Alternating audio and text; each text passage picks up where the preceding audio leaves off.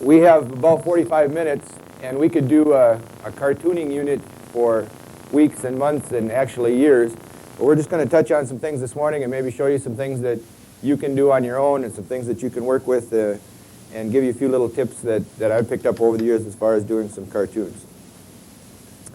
I would like you to, on one of your little piece of paper that you have there, I'd like you to just jot down a couple little notes as we go about some things.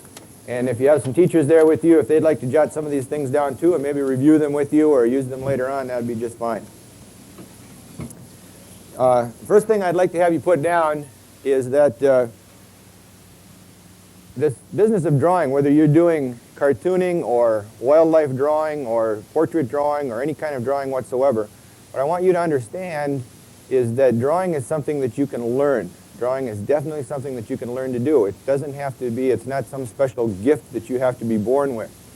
Naturally, some of us have a little more talent than others. We're like that in everything that we do. But drawing is something that you can learn how to do. You need to follow some direction. You need to practice a lot. You need to do a lot of it, and then you get better at it. But it is something that you can learn, so we want you to understand that.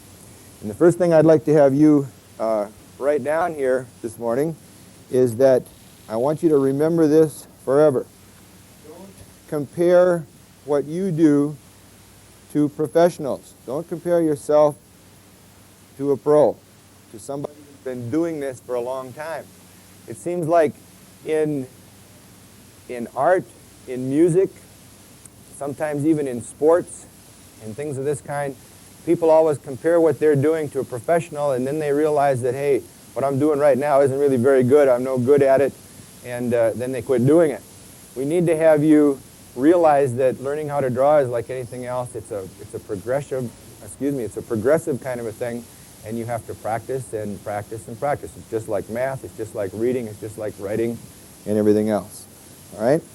So, we're only going to be able to touch on a few things this morning, and we're going to add a few more little notes to this as we go here, but keep grabbing the wrong buttons. We're going to do a drawing together also, so you need another piece of paper there that you can have to do a drawing on as we go. Now, if I ask most of you to just do a cartoon drawing right now of a person doing something, regardless of what I asked you to do, most of you would draw this character way too stiff. It would look like they're made out of 2x4s. It looked like they were starched or something or another. And what you have to realize and understand is this, and I guess maybe this is the next thing I'd like to have you, we'll add to your notes right here. I'd like you to draw just a little stick figure right here in your notes. And let's just, I'm going to zoom down here just a little bit. I'd like you to just make a little stick figure, and we'll put it together pretty much the way I'm doing it right here with some shoulders across the top and some elbows and so on. And you have to understand that the human body, regardless of what it's doing, the human body is always bending. If you look around the room that you're in right now, most of the people in your room are just sitting there. They're not really doing any active kind of a thing at all. But everybody's body is bent in all of the places that they normally bend in. And I'd like to have you just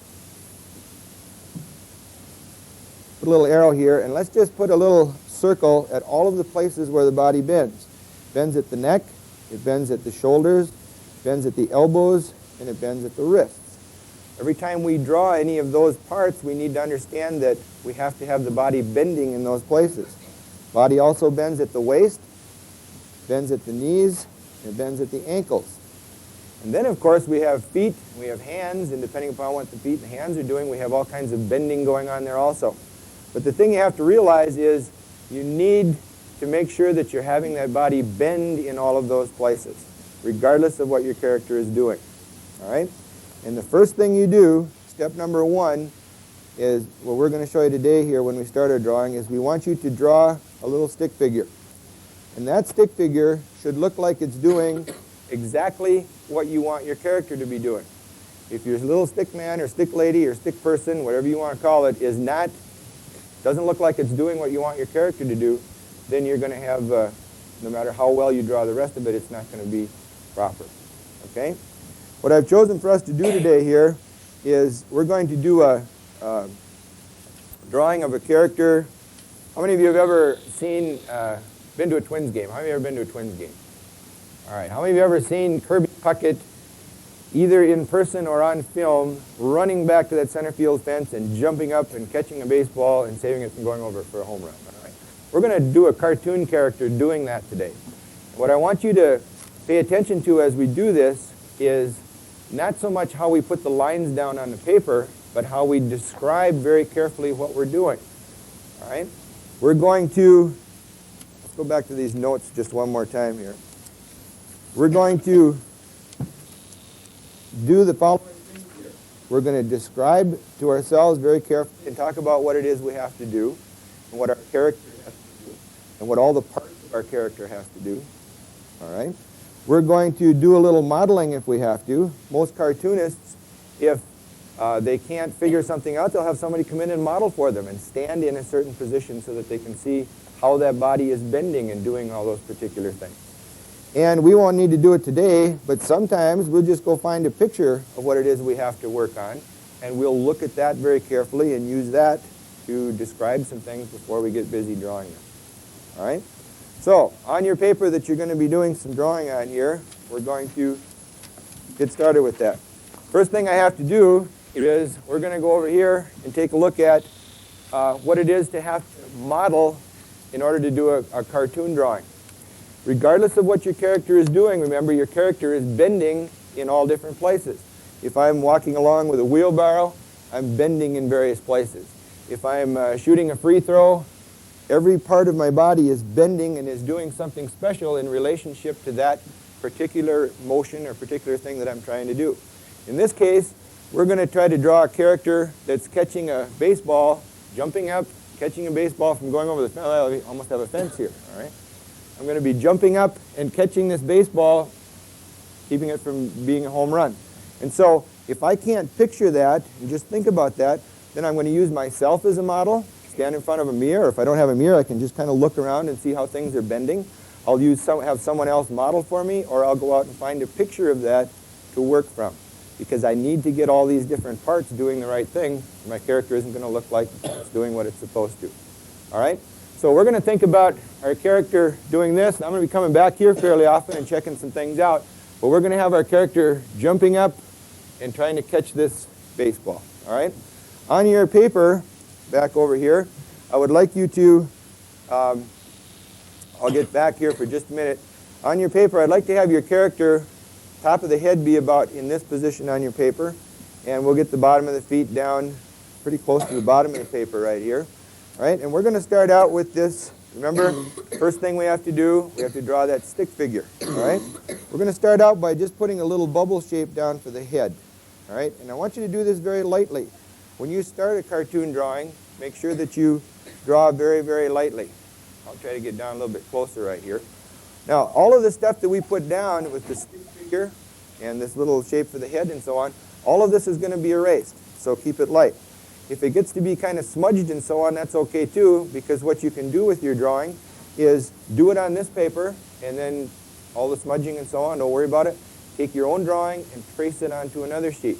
Now that might sound a little strange, an art teacher telling you to go ahead and trace something, but it's perfectly legal to trace your own work. In fact, it's a very good thing to do. When you're working on one drawing, you get a lot of erasing and smudging and so on. Fine, do that. Get everything the way you need to, and then go to another piece of paper and trace it very carefully and have a nice, neat paper upon which to paint or color or whatever it is you're going to do. All right? So we have our little head shape down here. And let's have our character's body. We're going to have that kind of angling toward the side. When we modeled over there, this character's jumping up. We're going to have this body at just a little bit of an angle. Notice that the body is about twice as long as the head. Okay, and we'd like to kind of keep that in about that relationship as far as size is concerned. I want to just take just a second and just go back to your notes for just a minute, and I want you to just kind of write down this word right here. Word is proportion. How many of you ever heard of that word before? How many of you heard the word proportion? Who can tell me what that means? Anybody have any idea what that means? I don't see any hands anywhere here. Okay, it's kind of a complicated thing. I'll see if I can explain it a little bit to you. When you draw something, whenever we draw something, we're always changing the size of it. Usually when we draw something, we draw it smaller than what it actually is.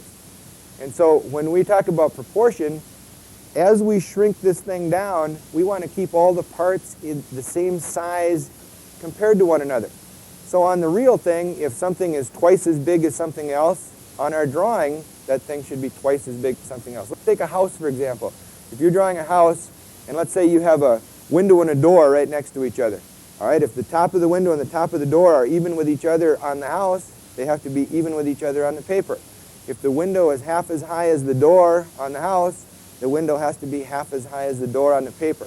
So you have to keep those things in mind as you draw and keep things in proportion, all right? Keep things in the same size in comparison to one another as you shrink them down, all right? So one of the things with proportion that we have to think about is making that head about half the size of the body, all right?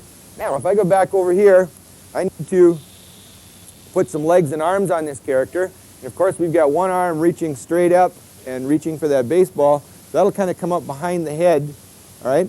We're going to have, as we would run and jump up here, notice what we're doing now. We're describing very carefully all this activity involved with making this catch right here, all right?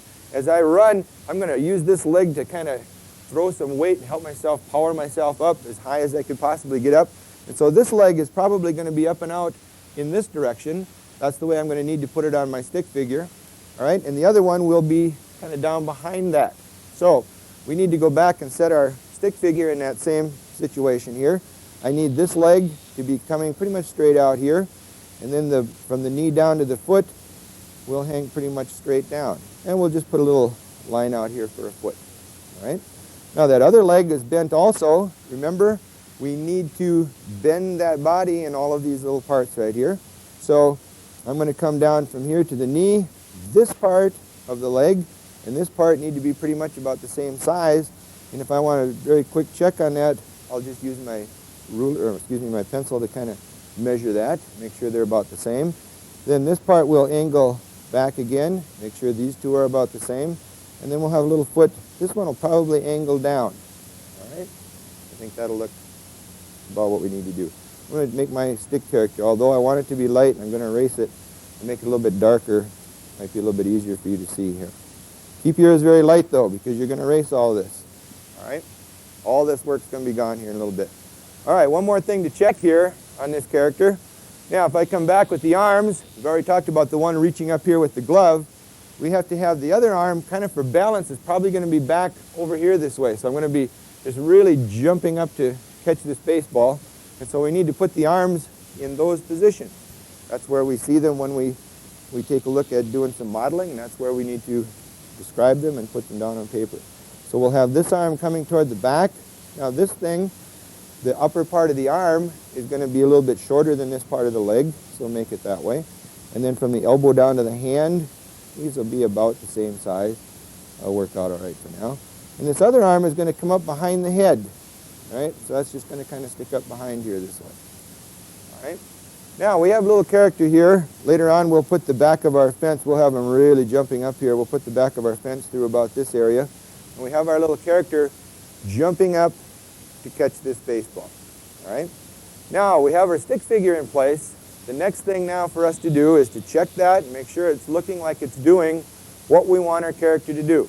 If your stick figure isn't going to work doesn't look like it's doing what it's supposed to, no matter how well you draw faces and hands and baseball gloves and baseball uniforms, your character is not going to be correct. All right? So, let's go to work. We're going to continue describing things as we go. We might still do a little bit of modeling. We might have to run out and get a picture of something if we want to put a special kind of a uniform on this guy or whatever. We'll always be, this is the stuff right here that allows you to be able to draw. Putting the lines down on paper is the easy part. All right? Now, I'd like us to stay together with this drawing, and I want you to pay attention to how we describe everything and watch how this falls together. We're going to use this stick figure to help us get things into place. All right. I'm going to start out with, we're going to put early in the spring here, we'll put a kind of a long sleeve baseball shirt uniform on this character. So I'm going to start out about in this area with just about where his shoulder will be. Now just watch before you do yours, just kind of watch here on the screen if you can. I'm going to come along my little stick, I'm going to follow my stick arm that I have here. I'm going to get to the elbow, put a little wrinkle in that sleeve, come down here, as I come down, this part of the arm is narrower than this part.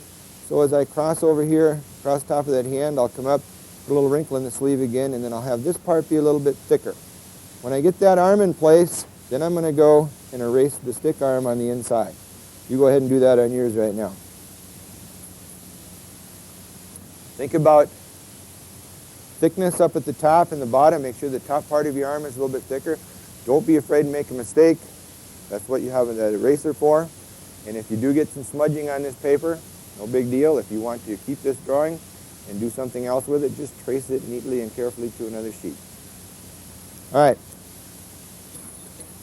Moving along here, we need to, let's put part of the body on this character. No matter how skinny our character is, or how fat our character is, a body is always thicker than an arm, okay? We're talking about proportion here now again. We have to keep things in proportion. It would be stupid for me to make a real skinny little body on this character right here. That wouldn't look correct at all. I need to come back here, and I need to make this body, I'm going to make it about that thick. Why don't you just kind of mark that off on yours right now. And then I'm just going to come along the bottom, and the bottom of the shirt will end about in this area. I might erase some of this a little bit later, that's all right. I'm going to come up here to where the neck is going to be, put a little line across where that collar will be, and then we'll just come back along the top of that shoulder and set that body in place. Now notice how the body is thicker than the arm, keeping that in proportion. All right? Now I'm going to go and erase this stuff in the inside. All right?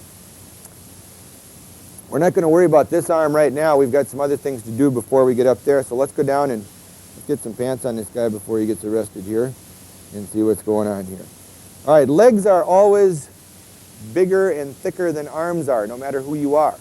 And so this part of the leg is very large, even larger than the top part of the arm, unless maybe you're Hulk Hogan or somebody. So we need to come down along here, and we're going to follow this stick figure, stick leg that we have, and we'll come along the bottom of the leg. We'll put some little wrinkles at the knee, and then baseball uniforms stop right below the knee. So we'll go right across there and up and put a couple more little wrinkles. And then this part of the leg is maybe going to cover up a little bit of the body. And so we'll bring that across right through there. And now let's erase all the stuff on the inside there. Get rid of that stick stuff, that little up. And we have our leg falling into place. The other leg on the back side will drop out of here. And some wrinkles again, just below the knee. All we're doing now is just describing a baseball uniform. Most of us have seen that. And if we have trouble describing it, then we go find a picture of one. Take a look at it.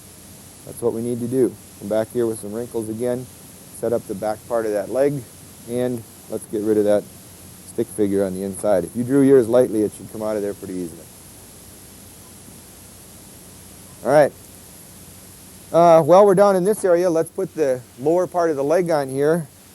These things are usually covered up with there's a stocking that comes up underneath here, a little white stocking. Well, it depends on the uniform, I guess. It could be any color. But the leg gets narrower as we get down here to the bottom, and then the top of our shoe will be right there. And let's try to do about the same thing on the other one. Bring that down, have it get a little bit narrower, and then the top part of the shoe there. And let's get that stick thing out of there again. All right. While we're down here, those of you that have worn baseball uniforms or see baseball uniforms thrown, most baseball uniforms have a little thing they wear over this called a little stirrup, or a little, I guess it's called a stirrup, or a little legging of some kind. The thing comes out of here and down into the shoe and back up again and does that sort of a thing. All we're doing is describing it. Comes down here, gets real skinny, back up out of the shoe and over here. And we could maybe make this any color we want a little bit later on, but we just need to get some shapes in here for right now. All right. Also, while we're down in this area, let's take a look at feet right here. Cartoon characters, most of the time you want to draw them with fairly large feet, bigger actually than real life. And the problem that most people have when they do a drawing is sometimes you get the body done pretty well and you get things bending pretty well, but you put little tiny 3-year-old feet on these great big 280-pound wrestlers or whatever it is that you're doing. And you put little tiny hands on these people. And I want to talk a little bit about proportion again right now, and I want you to think about when you do these drawings, make sure that you get these hands and feet a sensible size. Take a look at your drawing when you set them down there. Most of the time you'll find you have them too small. We're going to go down here with this foot, and we're going to make this foot almost the same length as this part of the leg right here. We're going to set it out over here, and to start with, we'll just kind of put a little shape of a shoe right here, and we'll get the stick foot out of there.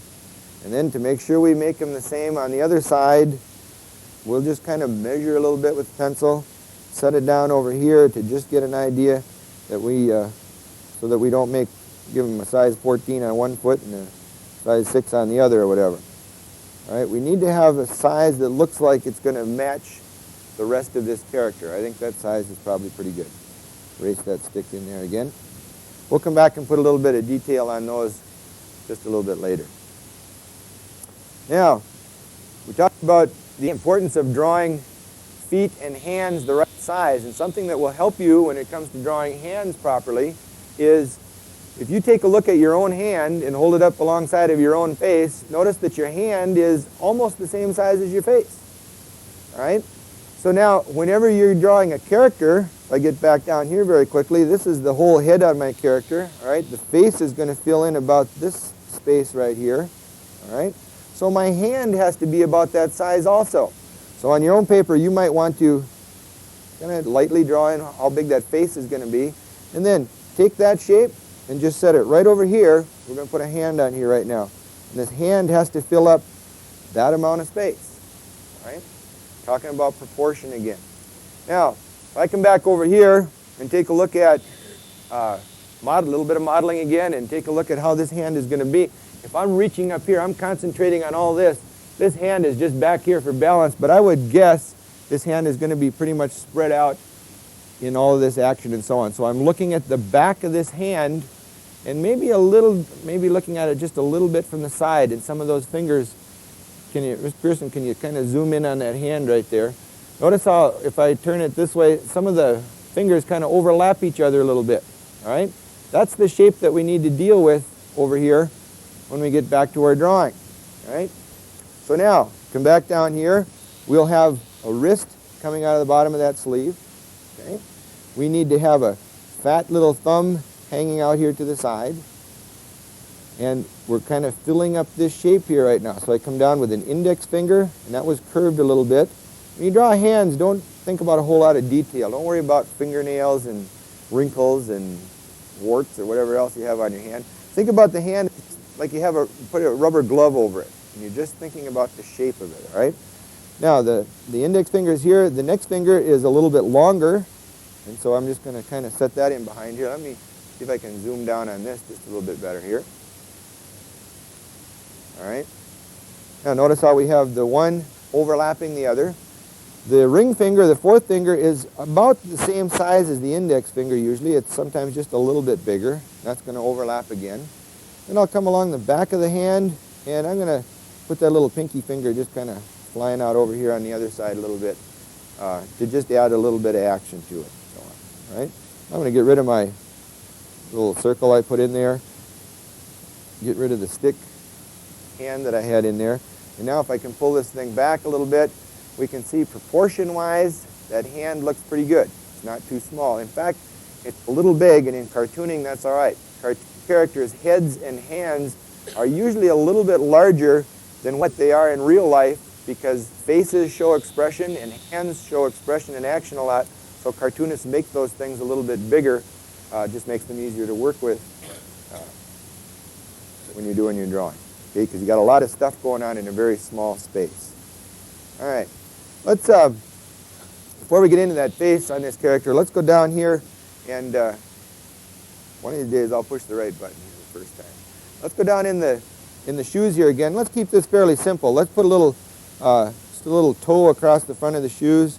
Let's put a little sole along the bottom of the shoe right here, just kind of wrap that along. Okay, and for right now, let's just kind of set some little curved lines in here to just suggest perhaps some laces. And we could maybe put a little loop here and there and a couple extra little laces hanging out of there. But if we left that off, nobody would even really notice. Okay? This shoe, we might be able to see some of those little nubs on the bottom of this shoe. There'd be a couple in the back and maybe 3 or 4 up in the front. Used to wear, back when I played baseball around the turn of the century, we used to wear metal spikes. They were outlawed a long time ago because people were getting hurt with them too much. And now they just want to wear these little plastic nubs on the bottom. So that'll kind of do for that. All right? Now, I think what we're going to do here now is let's take a look at this face. And this whole business of drawing cartoon characters' faces is, we could spend days and days talking about faces, and if you would ever take a cartoon class from me, which some of you in Melrose probably will someday, we're going to spend several days talking about faces. For right now, we'll just kind of quickly put a face on this character, and we'll keep it fairly simple. More than likely, again, we have to do some describing of some things here and thinking about what it is this character is going to be doing. I would imagine if this character is trying to catch a baseball, he's going to be looking up. Let's just put a couple little oval shapes right here for eyes. All right? And, wrong one again. All right? And then all of this stuff right now, right here, this is not the face that I have drawn here. This is just tells me how big it is and where it's going to be on the paper. All of that's going to be erased. All right? Let's go back inside those pupils, or inside the eye shape, and we'll put some little pupils up toward the top of the eye. We're going to make this character looking up. And for right now, I would like you also to put just a tiny little circle in the top of that pupil, and we're going to leave that as a reflection. Later on when we shade in the pupils, we're going to just leave that alone, and that just makes our character a little bit more lifelike. All right? All right, for a nose here, we'll have him kind of looking in this direction. For a nose right now, let's just kind of set a little schnoz out here with a little nostril on the back, and we'll just use that right now for our nose. And I would imagine this character is expression-wise, they're really straining and maybe even shouting a little bit or whatever. So let's just kind of open this mouth up, and we'll just kind of set this back in place here this way. How about this right here? How about if right here, we'll make this, let's erase a little bit of that line, and let's put a little tongue hanging out of there. Watch how I'm going to do this. On what most people would do if they had the bottom line of that mouth in here, they would just kind of draw a little tongue hanging out here this way. All right? We don't want to do that. Instead, we want to erase this line, and to help make it look like it's coming up and over the back of that mouth, we're going to do this, and now it looks like it's wrapped up and around and coming out of the mouth a little bit better. So if you have a good sharp pencil there, you can do that. And that's another thing we haven't mentioned here just yet, but when you start your drawing, you like to have your pencil be really nice and sharp. And so when I draw at home, I have a little electric pencil sharpener. I just keep popping it in there all the time and keep it going. And if I don't have that, I just trade pencils every now and then. Now I have one that's a little bit sharp. All right. We could set maybe just a couple little lines, suggest some eyebrows over the top of this character. And now, the big problem that people have when they draw faces is they draw this little egg shape and then they just leave it there. And yeah, a lot of us have oval-shaped heads, but that's just the basic shape. We have to have cheekbones out here and fat little cheeks, and we have to have a nice little chin at the bottom on our character in order to make it look a little bit more lifelike. We can't just leave that little Easter egg or that little basketball there and expect that it's going to look like anything that's believable as far as the character is concerned. Well, we'll come up the other side of the face here, and that's why we put a little ear out here. We'll just kind of put a couple little parentheses out there right now for an ear. And I'll back this up just a little bit. All right? Okay. Now, let's have this character. This character is running and jumping here and all kinds of action. Let's throw this character's baseball cap off, and we'll put that over here on this, out here. We'll have it flying off here in a little bit. So right now on this character, we'll just kind of put some hair across the top of the forehead. When you're drawing hair, you have to think about it. If you think about it as a wig, as a separate shape sitting on top of the head, it works a little bit better. It goes beyond the top of the head, and it hangs around behind the ear on this side and wraps around the side of the face a little bit on the other side. I'm going to go on my drawing and clean up some of this extra little lines that I have in here and kind of get those out of the way if I can a little bit. And we need to, of course, attach this head to the body, so we'll put a little neck in there and get this character together. Notice we haven't done any shading here yet. Shading is one of the last things that we do, if not the very last thing. Why do you suppose we save that for the end? Anybody have any idea? Got to be a good reason for that. Why do you save shading for the last thing? Why don't I go and shade in the eye here right now and the mouth and maybe the socks and all that stuff? Any ideas? Anybody? Anybody in Sauk or Albany? Yes, sir, what do you have here? Okay, that's one good reason. If I put all that stuff down there, side of my hand is sliding over the paper here and it's going to start smearing things all around. Well, if I'm going to retrace later, that's all right.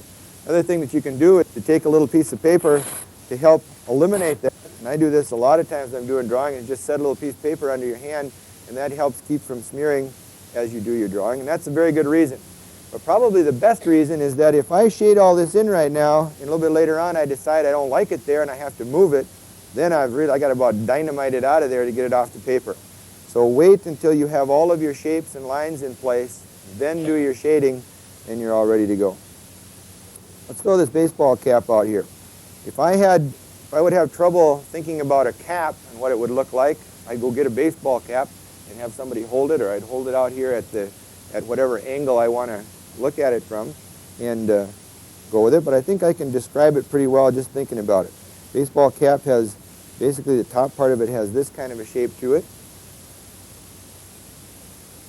And the visor will kind of come out over here and wrap around the back side. I'm going to have about that kind of a shape. This will be the hole underneath here where the head's going to fit into, and we'll shade that all in probably dark a little bit later. And I'll probably see the edge of this visor right there, so I'll put a double line right there. Okay? All right, let's get this other arm on this character. We're going to come up out of here, and behind the head, the elbow would be right about here, and I come up, and this will be a pretty good spot right here for that end of that sleeve. We'll just stick that up behind the head where that goes. And now I'm going to have a little wrist here, and now I've got to draw a baseball mitt. Now, I don't think there's anybody anywhere here that has never seen a baseball glove, but if you would have trouble describing it, what would you do? What would you do if you'd have to draw a baseball glove and you can't think of one? What do you do? What are you going to do? Go get one right here. Go get something to model for yourself, all right? Go get a picture of whatever it is you got. Go get the thing. Whatever it is you've got to do, take a look at it, because those are the shapes that you have to deal with. And so I think we can draw a baseball glove. I'll bet we can draw a pretty good one without having one here to look at. Since we've all been around baseball, we all know what baseball gloves look like. So let's see what we have here. Coming out of the bottom of this thing, remember now, baseball gloves are going to be bigger than the hand. People buy really big baseball gloves now. Great big old fish net out there. The bigger you can get them, the easier it is to catch, I guess. So we'll put the bottom of that baseball glove along here. The hand, of course, disappears, goes on the inside. Let's go up this side over here for a thumb. We'll bring that across the bottom of the pocket on the glove. Let's come up this side for the end finger on the glove. And now these little fingers in the glove are going to overlap again and come down, and I need 4 of them. I used to have a baseball glove when I was a kid. It only had 3 fingers in it. You ever one of those, Mr. Pearson? Remember that? That was real popular back about in the, we won't say when. All right? But we'll put 4 on this character and wrap that along back in there. And of course, in this area is where the web is. All right? And we'll, just for now, we'll just suggest some little lines through here, crisscross 4, 5, 6 lines each way in there for that thing. Now we have the basic shape of that baseball mitt. Let's go ahead. We have the basic shape for everything in our drawing now, all right? We have everything down here where we want it. Now, since we have a little bit of time, we can go put some detail in here, all right? Baseball glove. Across the top here, there's some rawhide that goes between fingers to kind of hold those together. And it comes out on a little knot on the end here and is tied.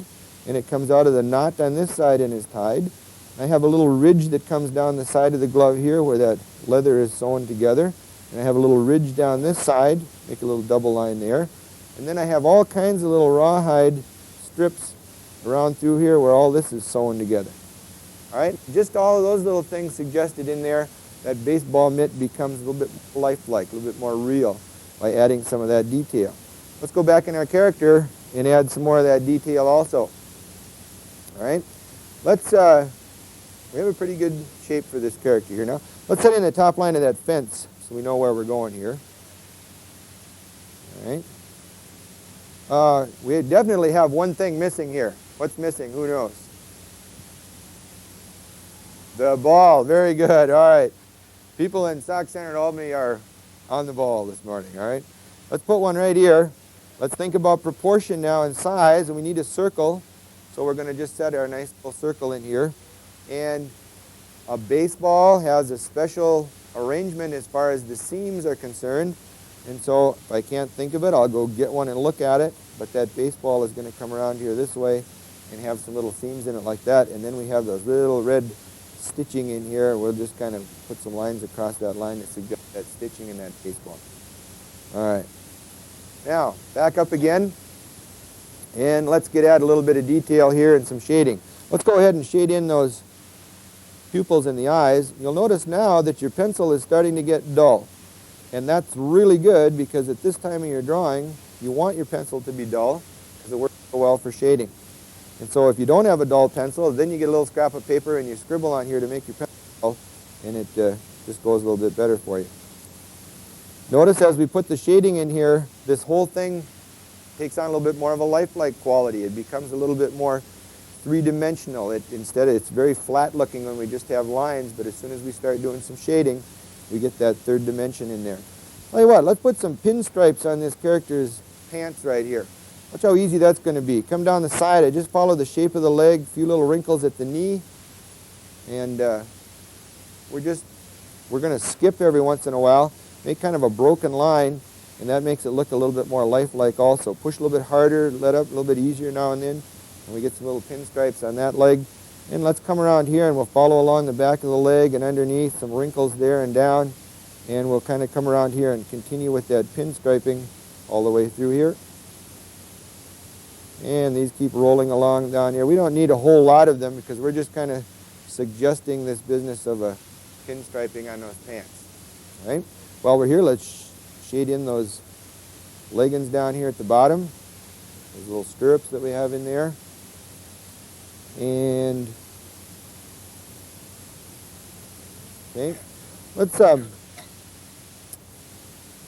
on your, maybe it would be best if I used a little bit bigger piece of paper right here. On your end of your sleeve, right here on your drawing, in this particular area right here, and maybe up here also, you have the sleeve coming down here this way, and you have the wrist coming out. If you're able to, with your pencil, just do this on each side and shade this in, and now it really looks like that arm is coming out of that sleeve rather than just a real, it makes it again more rounded, more three-dimensional looking. Okay. Well, let's put some little, maybe some little stripes at the end of the sleeves right here. We'll just kind of add a little detail that way. Let's put a little button up here on top of this cap. Maybe we can kind of make our cap match our pants right here with some pinstriping. Look how we're just kind of following the shape of the hat around as we go on each side. Let's shade in underneath the hat where the head's going to fit into right here. All right. And let's give our character a team right here. We have to have a team for this character. Let's call him, keep it real simple this morning, let's just have our character play for a team called the Sox. This is the front of our character right here. All right. If we were standing over in this direction over here, we would be looking straight on, but I can't see the whole name on this character. So I'm going to start the S right here, and I'm again going to do this very lightly. I'll maybe see a little bit of the O right here, maybe part of an X. And now I'm going to use those kind of like stick letters. I'm just going to go around those, stay the same distance away, and give those letters some thickness and kind of use them as a guide. And if I want to, I can go back and shade those in, and I have a little team name on the front of my jersey here. And we could play around here for a long time and keep adding detail to this character. Unfortunately, we're running out of time here a little bit this morning. But we do have time to do just a couple more things. If I can push the right buttons here. In cartooning, we want to suggest movement. We'd like to suggest motion. We have our character now in that we've just kind of frozen our character in time. We've frozen him right before he's making this catch. All right? We want to show that our character has moved, so we use some little things that I'm sure you're familiar with, having read comic books and so on. We just call them motion lines. Our character has just jumped through this space right here. So, first of all, let me show you how not to do these. Don't make all these motion lines the same length and all the same distance apart. It just doesn't look natural at all. Instead, you want only about 4, 5, or 6 very quick slashes. And notice I'm making them all a little bit different. Notice how much more natural that looks. They're all different lengths. They're all different distances apart and so on. I'm going to have a few little motion lines right here where that hat has probably come off of that head. I'm going to have some motion lines, just maybe a couple up here, showing that ball coming in this direction. And now, just those little lines in there have added that illusion of motion. Things are moving, okay? All right. I guess we're getting pretty short on the end of time right here. All I would like to, just as a quick review here for you, I need to have you remember that when you cartoon, start with a stick figure, describe and model and get pictures, and this is the stuff here that enables you to draw, all right? Putting the lines down on the paper becomes much easier if you spend a little bit more time describing very carefully what you're doing. I had a good time drawing this character this morning. I hope you did, and I would like to have all of you, when you have some spare time, maybe get away from that TV set a little bit or get away from those Nintendo games a little bit. Sit down with a blank piece of paper and challenge yourself to do a cartoon character. And as you do it, describe things carefully and go from there. All right? Have a good day. See ya.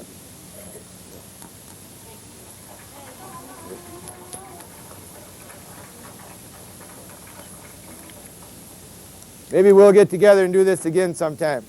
All right?